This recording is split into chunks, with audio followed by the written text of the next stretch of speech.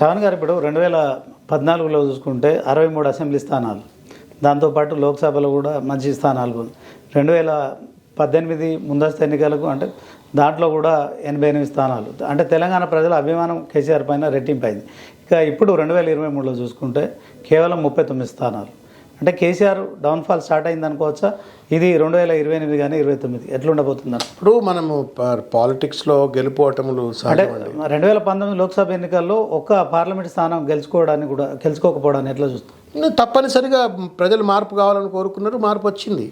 ఒకటి కాంగ్రెస్ పార్టీ ఇచ్చినటువంటి ఒక డిక్లరేషన్స్ కావచ్చు, మేనిఫెస్టో కావచ్చు, వీటన్నిటి యొక్క ప్రభావం తప్పనిసరిగా ప్రజలు ఇన్ఫ్లుయెన్స్ చేసింది. రెండు, ఎంతో కొంత పార్టీ పరమైన యాంటీ ఇన్కంబెన్సీ స్పష్టంగా ఉండొచ్చు. మూడవది, చాలామంది ఇప్పుడు శాసనసభ్యులను మార్చిన దగ్గరలలో గెలిచినాం. ఒకవేళ కేసీఆర్ గారు అదే ఒక 20 మందినో 25 మందో 30 మందో కనుక మార్చున్నట్టయితే మళ్ళీ 70-80 సీట్లతో అధికారంలోకి వచ్చి ఉండేవారు. సో అంటే కేవలం ఎమ్మెల్యేలు మార్చకపోవడం వల్ల ఒకటి వన్ ఆఫ్ ద రీజన్స్. రెండు, ఓటమి కారణాలు విశ్లేషించాలంటే ఏం చెప్తారు? ఒకటి, ప్రజలు మార్పు కోరుకున్నారు, ఇది ఫండమెంటల్. రెండు, కాంగ్రెస్ ఇచ్చినటువంటి ఒక అమలుకు సాధ్యం కానీ అలవిగానటువంటి ఒక వాగ్దానాలు ఏదైతున్నాయో ఆ వాగ్దానాల ఒరబడి అనేటువంటిది ప్రజలు తప్పనిసరిగా దానికి ఇన్ఫ్లుయెన్స్ అయినరు. మూడవది, ఎమ్మెల్యేలను తప్పనిసరిగా మార్చి ఉండాల్సి ఉండే, అది మార్చలేదు.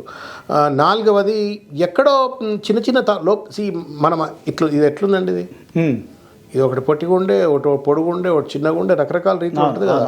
అట్లనే ప్రభుత్వం నడిపినప్పుడు కూడా 100% you can never satisfy the people.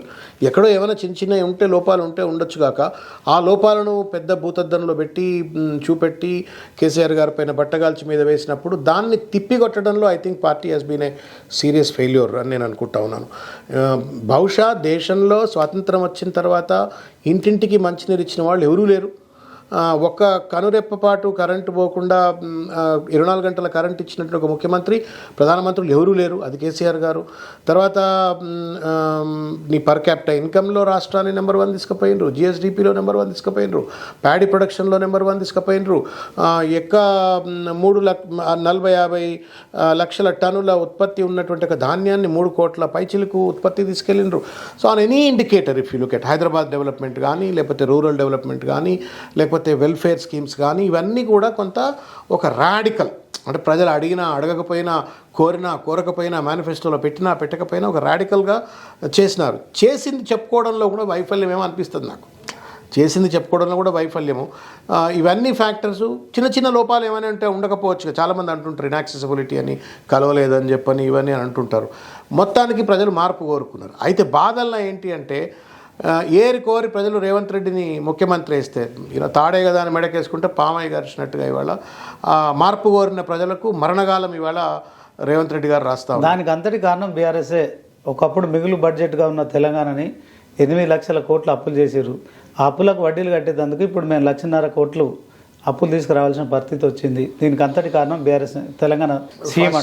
Revanth రెడ్డికి ఎక్కాలు నేర్పియండి మీరు. ఫస్ట్ ఆఫ్ ఆల్ డిసైడ్ చేసుకోవాలా whether Revanth Reddy talks is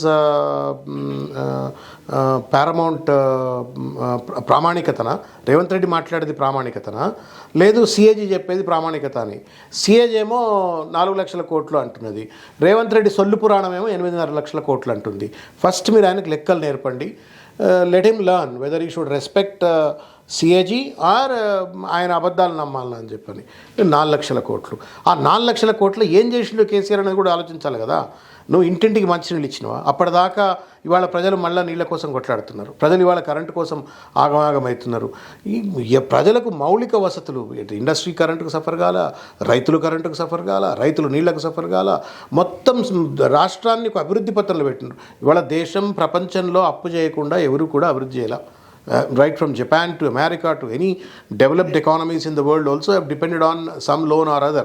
ఒకటి తెచ్చిన అప్పుతోటి నువ్వేం చేస్తున్నావు అనేది ముఖ్యం. ఇవాళ రేవంత్ రెడ్డి కూడా 15 నెలల్లో 1,50,000 కోట్ల రూపాయలు అప్పు చేసిండు. ఈ 1,50,000 కోట్ల రూపాయలు నువ్వేం చేసినావు చెప్పు.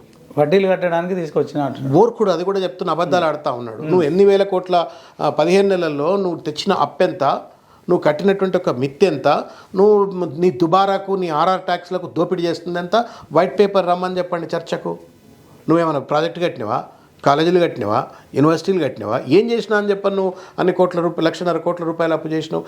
ఈ లెక్కన నువ్వు 15 నెలలనే 15,00,000 కోట్లు అయితే ఈ లెక్కన వచ్చే ఇంకా 3.5 ఏళ్లలో నువ్వు ఎన్ని లక్షల కోట్లు అప్పు చేస్తావు? 10 సంవత్సరాల అధికారంలో ఉండి కేసీఆర్ గారు 4 లక్షల కోట్ల రూపాయలు అప్పు తెచ్చి దాంట్లో దాదాపు 1,00,000 కోట్ల రూపాయల కాళేశ్వరం కడితే, పాలమూరు రంగారెడ్డి కడితే, సీతారామ లాంటి ప్రాజెక్టులు కడితే, డిండి లాంటి ప్రాజెక్టులు కడితే, ఇంటింటికి మంచినీళ్ళు ఇచ్చి మిషన్ భాగీరథి ద్వారా, మిషన్ కాకతీయ ద్వారా ఇట్లా అద్భుతమైనటువంటి ఒక సస్టైనబుల్ స్టేబుల్ ఇన్ఫ్రాస్ట్రక్చర్ అంతా డెవలప్ చేసిన కేసీఆర్ గారు ఎక్కడ ఖాయాపియా కూర్చున్నాయి పోడా చేయనా లెక్క నువ్వు 1,00,000 కోట్లు తెచ్చి ఏం చేసినావు అంటే లెక్కలు చెప్పకుండా నేను మిత్తి కట్టినా అని చెప్పని అబద్ధాలు ఆడితే ఏం చెప్పాలా?